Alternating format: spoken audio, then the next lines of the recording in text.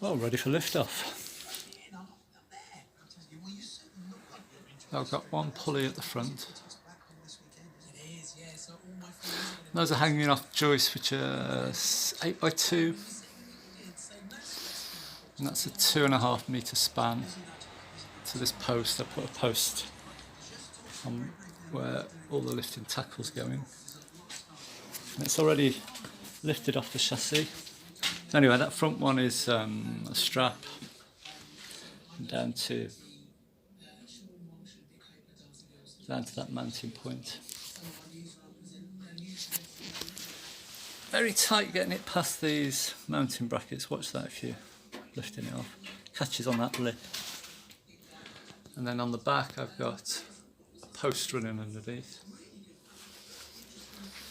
And that will go to two block and tackle, but I've only got one at the moment.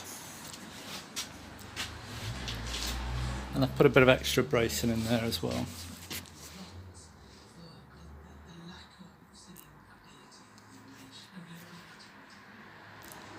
So, it'd be nice to get it in the air.